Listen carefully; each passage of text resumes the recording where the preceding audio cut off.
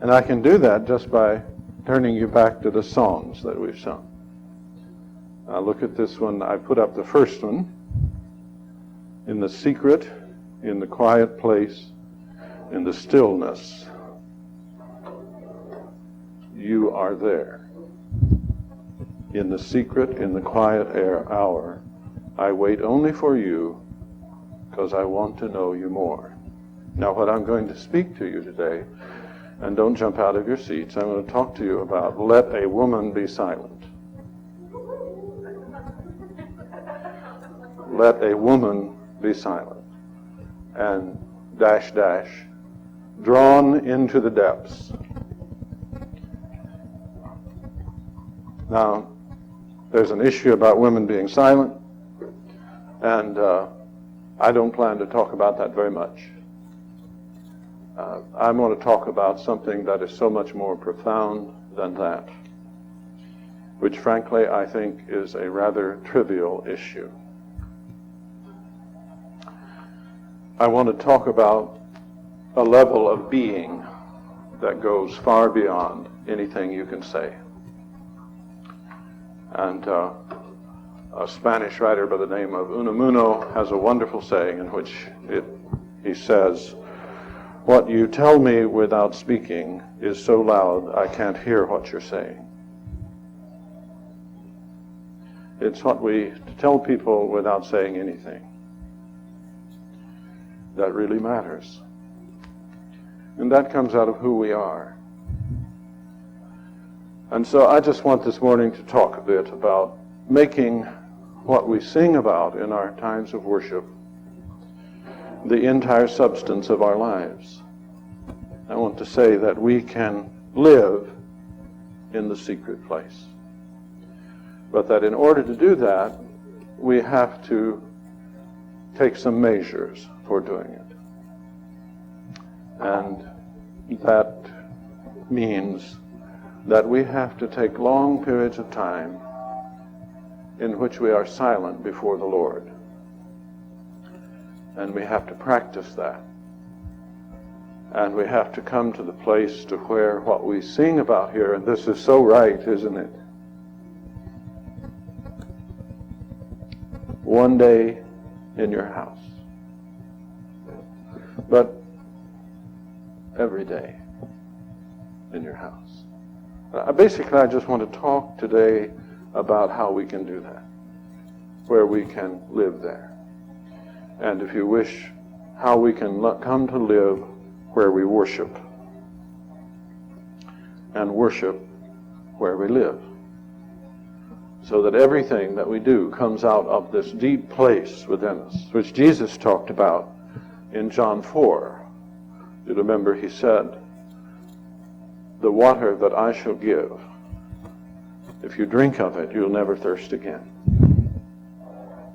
You'll never thirst again. But the water that I shall give shall be a spring of water gushing up. Gushing up. See, that's out of the depths. That goes with John 7. "Whoever believes on me," Jesus said, "out of his belly shall flow rivers." See, the abundance of this reality that we can come to know, and that can be the place where we live. Now, that's what I want to talk about. And I will wander around through some scriptures here and so on, and we'll end up with some practical things about what we can do. Then I understand that you're going to have a time of prayer together, which is a wonderful thing to do with this kind of message in the background. And perhaps in that time of prayer, we can think more about how we can accomplish this. Let me read a few words from Psalm 46 first. They're very familiar. I don't think you would even need to turn there. It speaks about God being our refuge and strength, a present help in time of trouble. "Therefore we will not fear, though the earth should change." Do you remember those words? Now, the writer lived in earthquake country, and he knew what it was for the mountains to act like they were about to jump into the sea. Okay. Were you here the last time around in Van Nuys? It was impressive, wasn't it? Very impressive. And you kind of notice how the earth is behaving for several days after one of those, don't you? Listen to what he says. We will not fear though the earth should change, and though the mountains slip into the heart of the sea, though its waters roar and foam, though the mountains quake at its swelling pride. You see. Now, we're talking about a life in which there's no fear, because God is there. Some years ago, Jane and I were down at the Wild Animal Park in San Diego, and there was a tiny little rhinoceros. I don't know if you've ever seen them. They're just unreal. And this little fellow or girl or whatever it was very bold as long as its mother was there. And it would just bother anything around, you know, as long as its mother was close by, and if there was any threatening move, it would just move over by its mother. And you could tell that it had solved the problem of fear. And that was Mama. Mama was the solution. And that's a beautiful illustration of what the psalmist has learned. He says, the nations made an uproar, the kingdoms tottered. He raised his voice, the earth melted. The Lord of hosts is with us. In verse 7, the Lord of hosts. That hosts always refers to an uncountable army of angels. Remember Jesus on the night he was betrayed, when they took out the sword, he said, put up your sword. I could call and bring 12 legions of angels. That's the host we're talking about here. And that's where Jesus lived, before an open heavens. And he knew no fear because of that. And you want to be careful in understanding his last days and his last hours, because what you see him agonizing over was not fear. He was in a battle. And sweat is different than fear. He was struggling. He was fighting to get to the cross. He had no fear because God was with him. So the psalmist says, come and behold the works of the Lord. And verse 10 now is the center for our focus. Cease striving and know that I am God. Now actually, the language there is very abrupt. It just cease. Cease and know. Now, the songs that we sing around this, be still and know that I am God. Be still and know. But it's the idea of ceasing. It isn't just stop talking. It isn't just be quiet. It's just stop. Just stop. Cease and know that I am God. And this is essential to coming to the place to where we can be the people that God made us to be and serve and live in his world in the way his son Jesus did, and in the way many, many others have done in our lives before. Be still and know that I am God. I will be exalted among the Gentiles, among the nations, among the heathen. Now, I want you to just take this last thought about this psalm, and we'll move on to another passage briefly. That looks like it's talking about world history, but it's talking about your house also. You may often have the impression that the heathen lived there. Right? Be still and know in your house, or your job, where you work, or your community.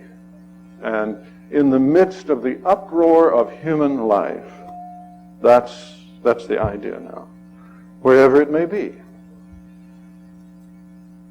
Wherever it may be still and know that I am God. Now that's a habit pattern that we have to establish in our hearts. And I want to take it on now to 1 Peter to talk about, we're going to get around to women here. And that's one of the most important things for us to deal with is our place. And for you folks, your place is that of a woman. And this is an important place, needless to say, a vital place. See, I think God waited to create Eve until after Adam, not because there was any afterthought, but rather he just wanted Adam to get it through his head very well that he couldn't get along without Eve.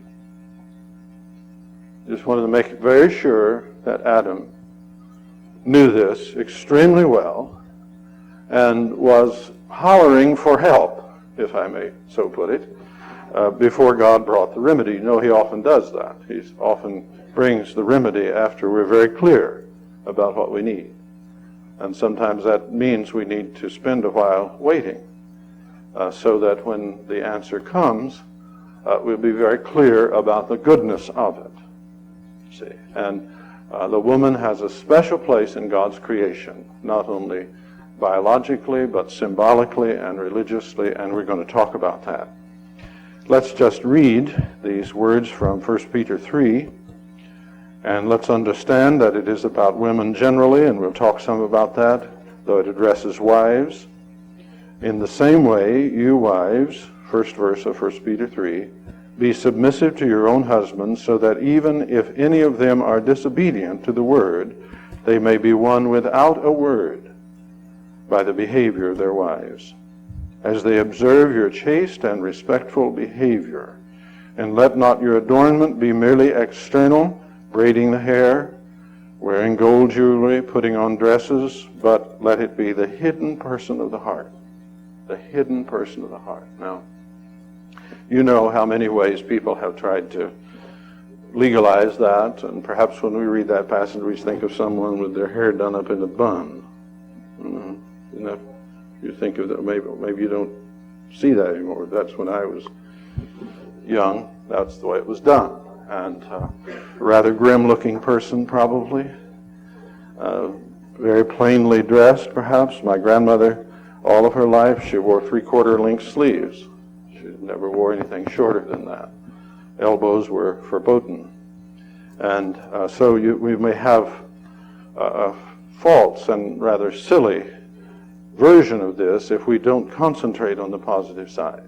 And the positive side is the hidden person of the heart, with the imperishable quality of a gentle and quiet spirit, which is precious in the sight of God. For in this way, in former times, holy women also, who hoped in God, adorned themselves, being submissive to their husbands. Thus Sarah obeyed Abraham, calling him Lord. Please don't get off on that too much. And you have become her children. Here's the phrase I wish you'd concentrate on. If you do what is right without being frightened by any fear. Just notice that here again, fear, the absence of fear shows up just like it did in Psalm 46. And the absence of fear has the same source. And how many times do you hear in the scripture, fear not? Remember that? Fear not, over and over and over. Fear not. One of the hardest things I think we have to believe and come to confidence about is that there's nothing to fear. There's nothing to fear.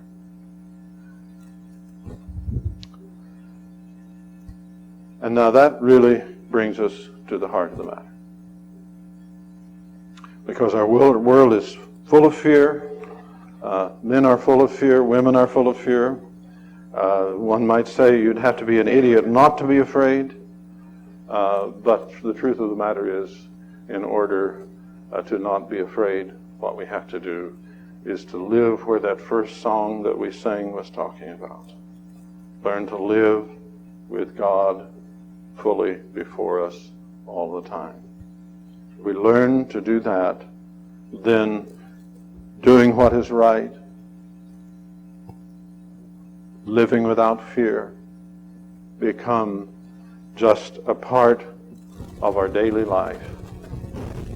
And all of the things that we spend our time worrying about, our health, what's going to happen to the economy, death, do people like us, and all of that just goes out of our lives because we have situated ourselves so solidly before God.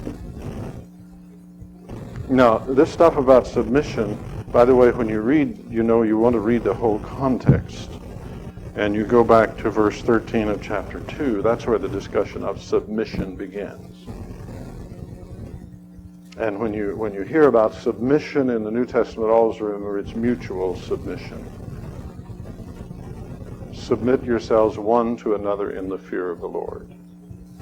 It's always mutual submission. But submission is important because submission is nothing but a recognition of place.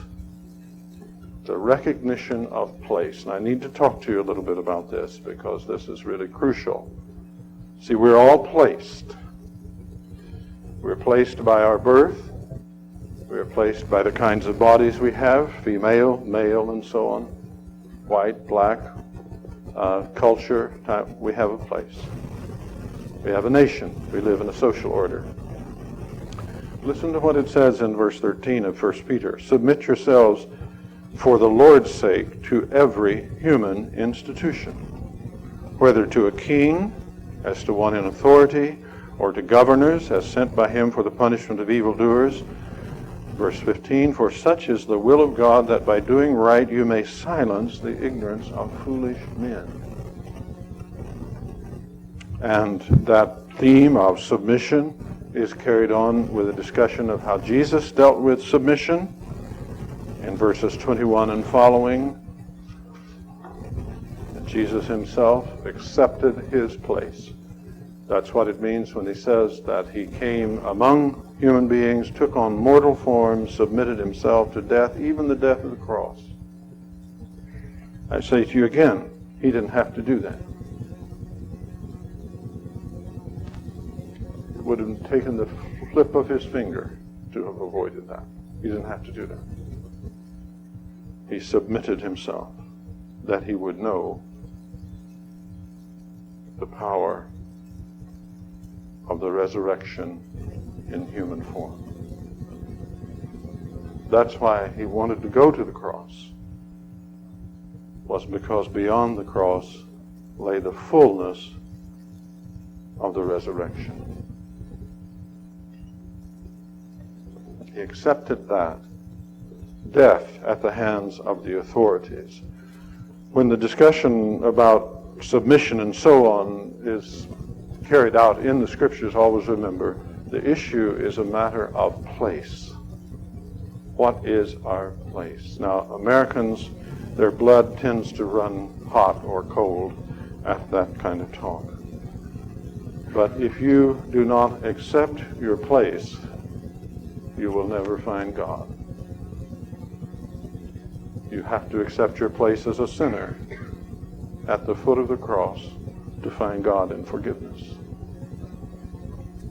But if you don't accept your place as a woman, as the kind of woman you are, with the kind of family you've had, and the kind of family you have now, the events that have happened to you, and sometimes, whether you're a man or a woman, these are quite awful. And to accept them and say, this is my place. This is the place that God has allowed me to be, at least, if he didn't appoint it, and I think there is a difference, that he at least has allowed me to be, and what that means is precisely that I am to know God in this place. My body, my family, the events that make up my life, and I can take them from his hand. And when I do that, then that wonderful verse 6, if you do what is right without being frightened by any fear, that becomes a reality.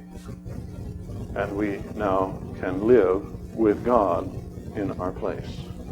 Now that is the entire meaning of the gospel of Jesus Christ. It is God with us, the word Emmanuel.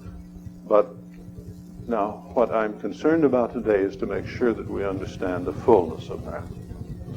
And that we understand that it is meant to apply to everything that we are, that we have done, that we will do, where we will be, everything about us, is a place where God is willing to come and be a part. Now the next stage is he will not force himself upon us. And we just need now to stop and think about that. This is not a very flattering picture of you, perhaps, but I'm going to suggest that you think about this as a picture of you.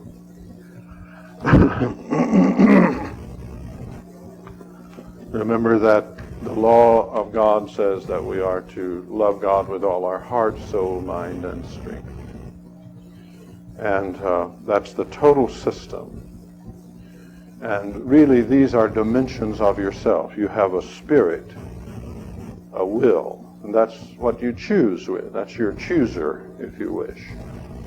And that's surrounded by your mind, which is your thoughts and your feelings. And these are largely implanted in your body. And that's a good thing, because your body is able to learn to conduct your life pretty well without you paying much attention to it. And that we couldn't live without that. It's a good thing. Now, unfortunately, sometimes it's learned to conduct it in the wrong way, and that's where we have the problem of correcting it. But just go beyond it. There's the social dimension of your life, and beyond that, at the deepest level of you, is your soul. And your soul is that part of you which makes all the rest of it work together to form one life. Beyond that is a great, vast spiritual environment about which we don't know very much. God is there. The hosts of heaven are there. And a lot of things are there that will do us harm. And so we have to be aware of that. We have to commit the keeping of our soul to God because he's in charge of it. The soul is the deepest level of our being. And that's the part where we want to make sure that the blood of Christ and the Spirit of Christ is supervising everything that goes on. It's far beyond our conscious mind. Now the problem here is that this is out of order because we are away from God and have lived away from God. It's out of order. And so instead of running towards God, we run away from God. We want to make life go in the way we want it to go. And that's always trouble. And we have things we want to make sure we accomplish, and perhaps we haven't consulted God about that. It may be that he doesn't want us to accomplish those things. But we've got our mind set on it, and we think, after all, I'm in charge of my life. And so we set God aside. And that's why this whole system, you see, the social, the bodily, the mind, and at the center, the will, and in the depths of the soul, does not work well. Now, the very quick solution to this is to bring it back to God. It is to turn first the mind towards God. The word of Christ comes in, and we choose to let our mind dwell on God. And now, if you forget everything else I say today, that's the most crucial thing. Try to remember. We bring ourselves back into harmony with God by turning our mind to God and keeping it there. If you remember Romans 1, that's the turn away from God. When they knew God, they refused to keep him or retain him in their thoughts as God. And they turned away to themselves and wound up saying God was a snake or a cow or some garish-looking human sort of thing as well. Now, once we shift back to God, then everything begins to fall into place. We look differently. We act differently because we're coming from a different presence. Oscar Wilde somewhere has this clever statement, he was given to clever statements, that by the age of 40, everyone gets the face they deserve. Well, actually, that's more a statement about our spirits, our souls, than it is about our faces, because our faces are the place that our souls are displayed. So now, think about it like this. As we learn to turn our mind back to God and let it rest there, then when we come into the ordinary world, our faces look different. Our body language is different. We bring a presence with us. See, everyone has a culture that they bring with them. Each of us in this room have one. And if we knew enough about anthropology, we could just listen to any of us talk a little bit and we'd know that Susan wasn't from New York City, for example, or other things. We all bring a culture. Now, the question that we face when we think about transforming the self through being silent before God is receiving a different culture, a culture that is not of this world. And when we spend time before God, long periods of time, doing what we sing about when we come to church, then our whole being, including our body, begins to be transformed. Silence becomes something that speaks loudly. Have you ever thought, for example, about how silent Mount Shasta is?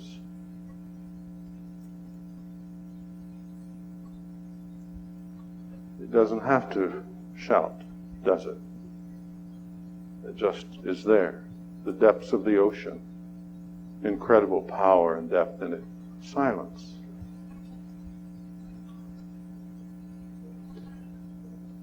A little rise in temperature, and suddenly the snow begins to melt, the ice begins to melt, the rivers begin to flow, just very silent, see.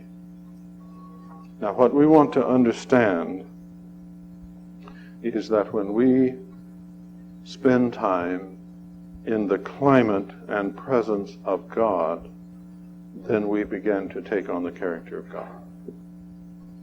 We begin to take on the character of God. So when we talk about let a woman be silent, we're really talking about being drawn into the depths of God. And then back to this issue of authority and submission and place.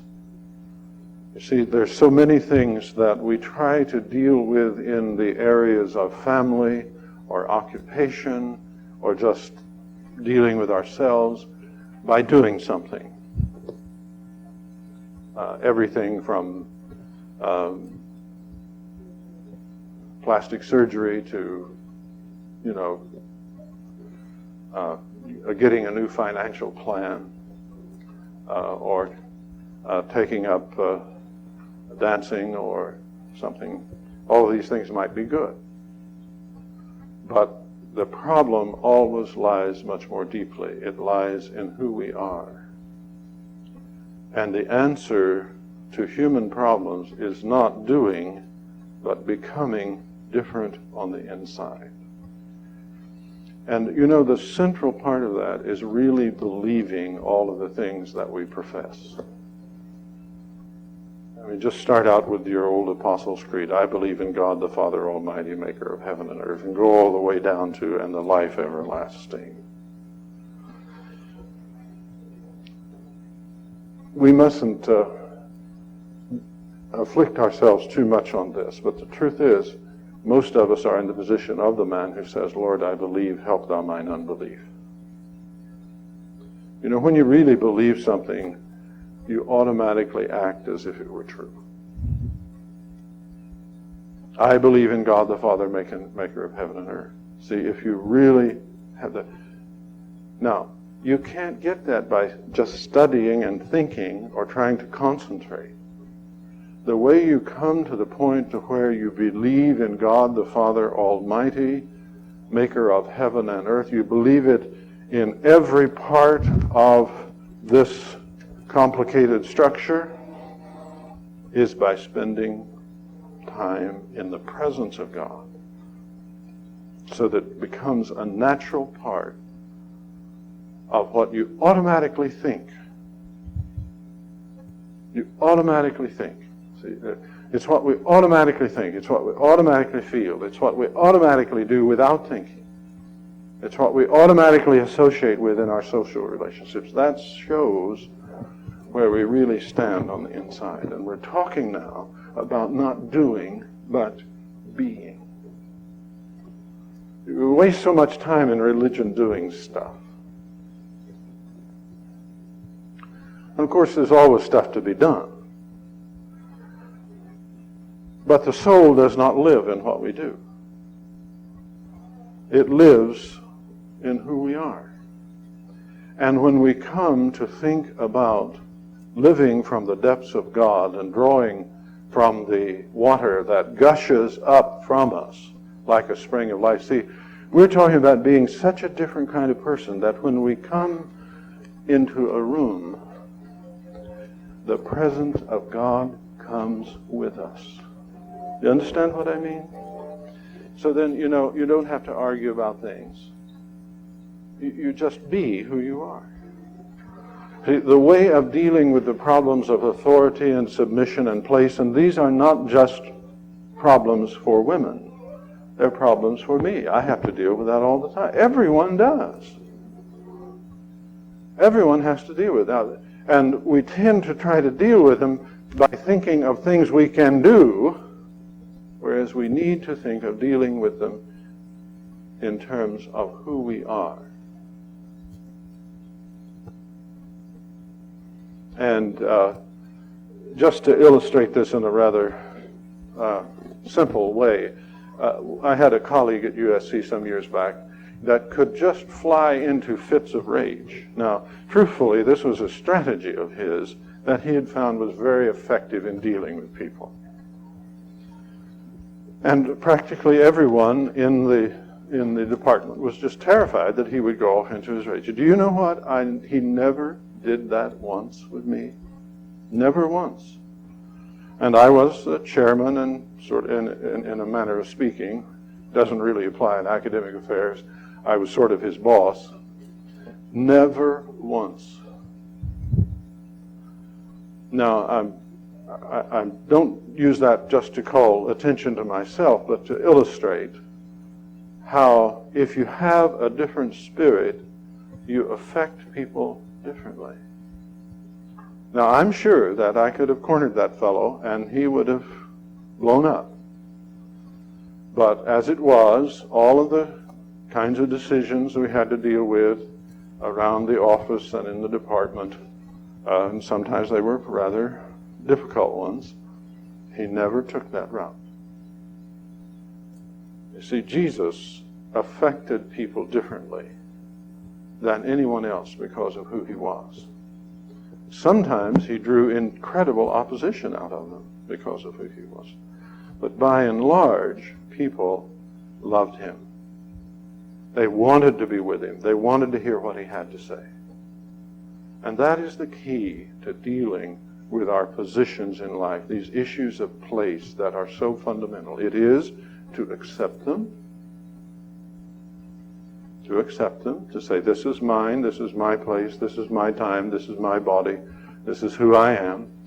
To understand that God wants to be with me there. God wants to be with me there. And then to habituate myself to God's presence with me by taking the time to seek his face and to spend my time with him. As I say, he's not going to force himself on us. If we don't want to be with him, he gives us the choice, at least as far as his manifest presence is concerned. We don't have to have it. See, the blessing of God's presence is meant to be something that we seek and something that is given. You know the wonderful blessing in the benediction that we all know. The Lord bless you and keep you. The Lord make his face to shine upon you and be gracious unto you. The Lord lift up his countenance upon you and give you peace. Now that was the commandment, that was the blessing that Aaron was commanded by God to put upon the people of Israel. What does it really mean? It means the manifest presence of God, doesn't it? Do you see how that works? The Lord bless you and keep you. The Lord make his face to shine. What's this shining face thing? Well, you know, you've seen it. Shining face means I'm really glad to be with you, you see. Make his face to shine. I'm happy over being with you. The Lord make his face to shine upon you. Lift up the countenance. What does that mean? It means look right at you. The Lord look right at you. See, that's manifest presence. Now, you see, that is what we can enter by choice. And I want to just say now a few practical things in concluding to help us begin to approach it, because everything will concentrate on keeping you from doing this. Did you know that?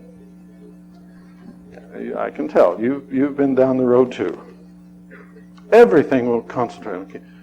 And now, the first thing that will occur to you is you do not have time. And you have to learn to think, I do not have time not to do this.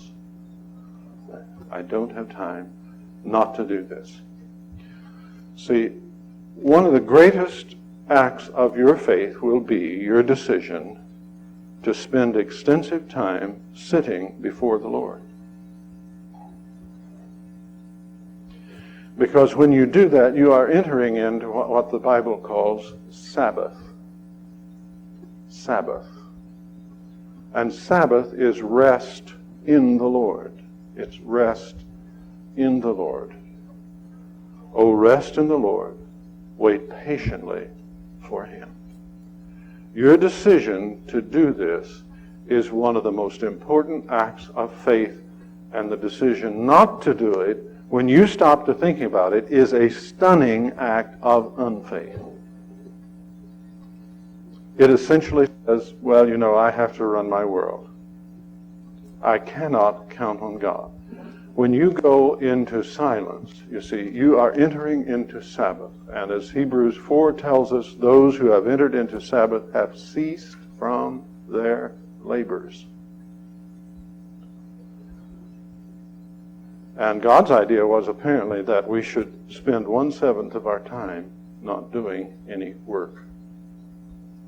Now you see what an incredible challenge that is, isn't it? Because we're taught to just work all the time. Never let up.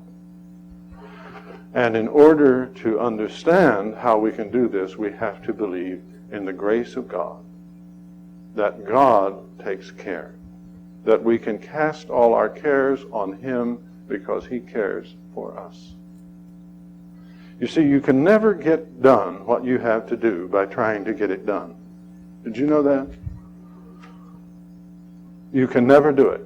You get done what you have to do by deciding what you don't have to do.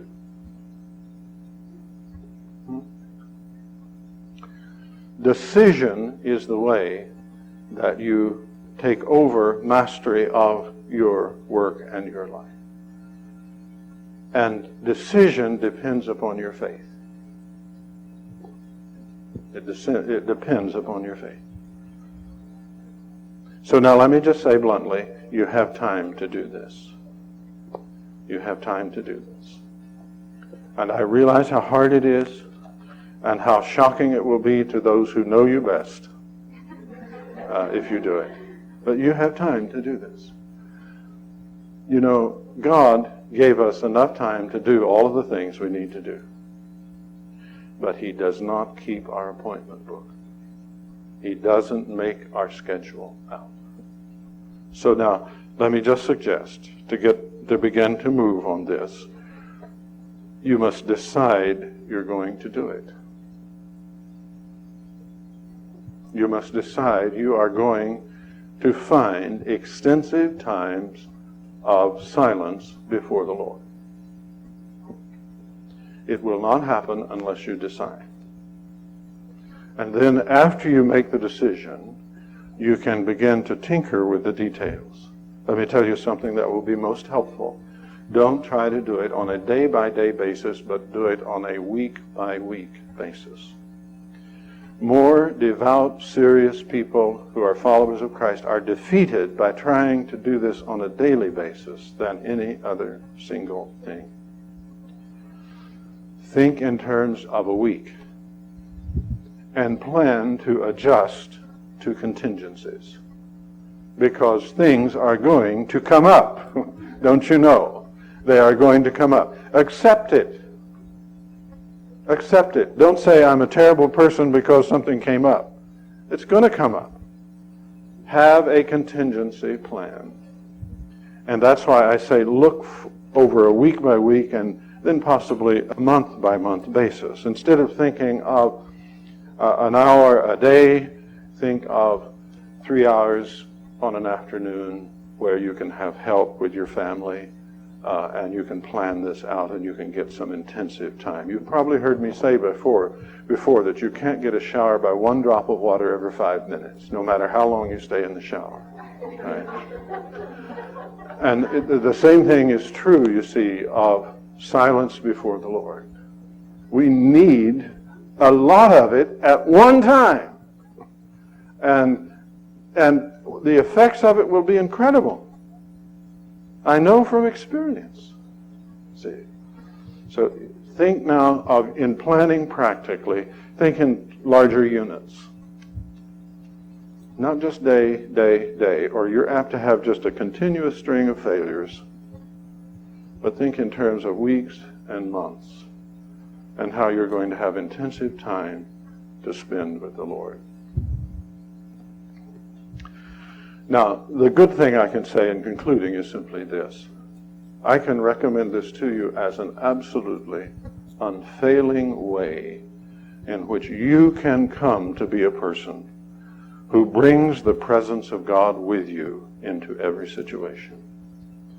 And how internally you can actually come to believe in the reality of God and know that you are an eternal soul in God's universe, and that it's a perfectly good and safe place for you to be because you are in God's hands. And that way fear is removed, and your resolve and your purpose to live for God and in the power of God will be constant. When things happen, so they will happen. You will, as the passage in Peter says, fearing nothing. So things happen, okay, God is still on the throne. If you are not soaked with the presence of God when things happen, you think God is not there. Maybe doesn't even exist.